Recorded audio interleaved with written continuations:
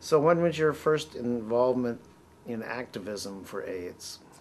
Well, the first protest we had in Victoria, which was a legal protest, which happened to be the first AIDS protest in Canada. What year would that be? That was 1986. That was a formation of the Vancouver Persons with AIDS Coalition.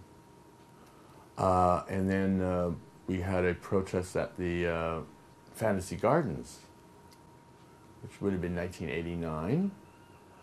Is that a die-in there, I believe? Yeah, it was a die-in. You have pictures of that? Yes. Yes, Yeah. I was looking at them. There was a sheet that we made that people drew outlines of bodies and wrote statements. Where'd that sheet go? I don't know. Well, it was supposed to be sent to the government, but... Okay. Was Vander Zalm there? Probably not. I don't believe he was. Yeah. This is when he was premier still? Yes. Okay. Still premier. Yeah. Can you... And then 1990, sure. of course, was Les Miserables.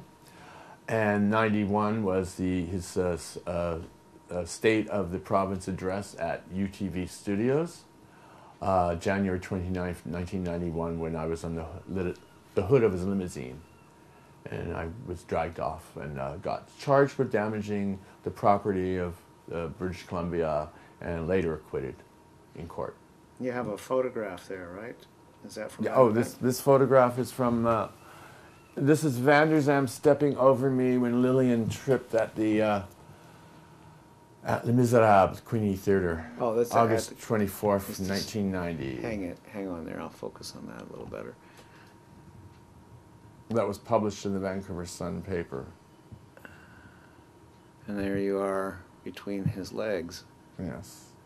Did they try to say that you had assaulted her or him at that point? No, there were five of us. Five of us were arrested, taken to the police station, later released without charges. So the police got to know you pretty good, I guess, eh? Yes. Mm-hmm. And did you find anybody amongst them who was Sympathetic? basically respectful of your efforts? I felt that the police deal with political activists differently than they deal with the regular criminals. Does that mean with more respect? Less respect. Less respect. Interesting. Because the criminals usually know how the system works and how to function within it, and whereas activists are apart from that. Mm-hmm. Yeah. Other organizations in Vancouver that you've been involved in or part of? Coalition for Responsible Health legislation and ACT UP, AIDS Coalition to Unleash Power. Was ACT UP part of PWA?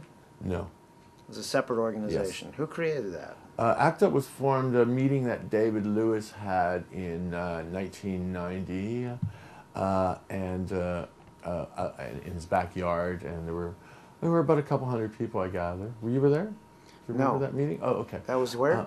At his home in Kitsilano. Okay. Yeah.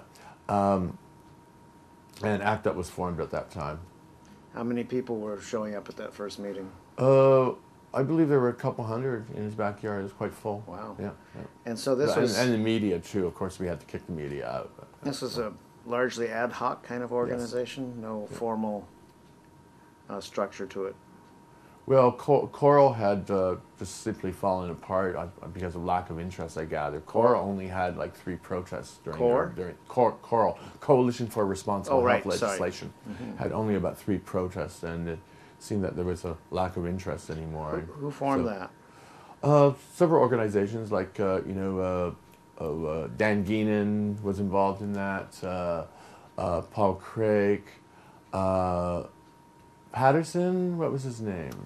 I'm not sure. He used to be with Angles also. I think I know him. He's passed now, I believe, yeah. Speaking of Angles, when did you get involved in Angles? Well, I went to the March on Washington, and I believe I sent them photos and a report back from Washington. Well, that was in 1989? 89, yes. Yeah.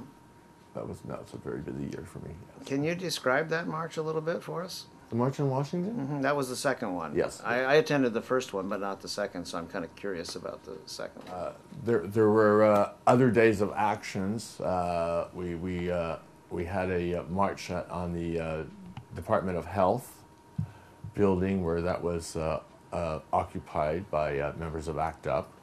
Never arrest had occurred there. But the march itself, it was huge. It was enormous, and also, well, the international contingents were left at the back, of course. Yeah, the Americans had marched first. Yeah. Do you remember any crowd estimates? No, 400,000. Yeah. That was the organization's estimate. Do you remember any official? 250. Yeah. Yeah. I don't know if I told you about this. When I went to the first national march. In '79. Yeah, Yep. the crowd estimate, our crowd estimates was 125,000. The Washington Parks Police, Washington D.C. Parks Police crowd estimate was 25,000. And I took pictures from the top of the National Monument, Right. the Washington Monument, George yeah. Washington National Monument, Yeah. down on the crowd. And I also interviewed two people who worked there in the top. And a week previous to that, there had been a Pope gathering there on the other side of the tower. And these two people were there for both of them.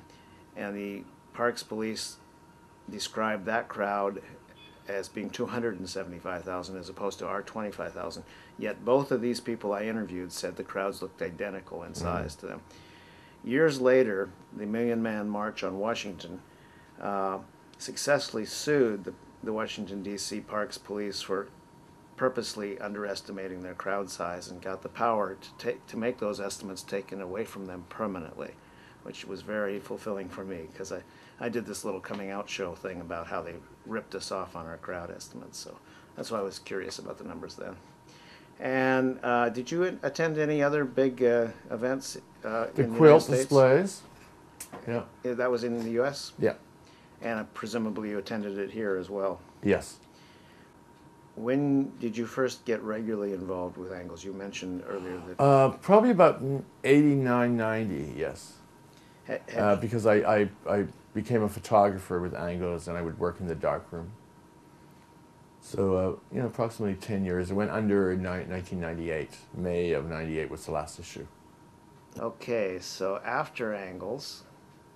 After angles, well, at that point I was getting sick. I was losing weight, and I finally got into the hospital in August of 1998.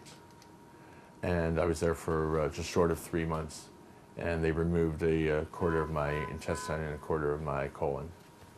It's a pretty serious operation. Yeah. So I was 96 pounds at that point.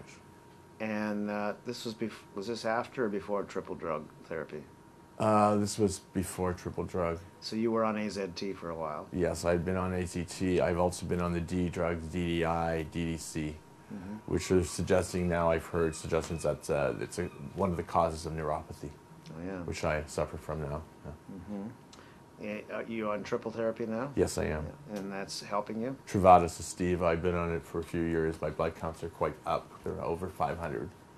My CD4s. What's the lowest you went to? Probably almost like just double digit, 20 something. Yeah. Yeah. Generally speaking now, other than the physical impairments that have been caused by AIDS, are you relatively healthy? Yeah, I consider myself relatively healthy. I'm keeping the weight on. I have an appetite. When did you start having to use a cart? After I got out of the hospital in '98. And I guess that really focused you well on the limitations of our systems for access, mobility, yes. So let's take another tactic here for a moment and talk about the overall gay, lesbian, human rights movement. Your thoughts on the past, on where we're at now, and what's to come. I'm amazed at where we are now. We have our rights, but those rights have to be defended. Right? And very staunchly we have to defend those rights. I mean, whenever a hate crime occurs, it should be, considered a hate crime because of sexual orientation. So would you say you're largely hopeful for the future? Yeah, then? very optimistic. Good. I want to thank you personally for all the work you've done in our community. Activists are important. We help create this.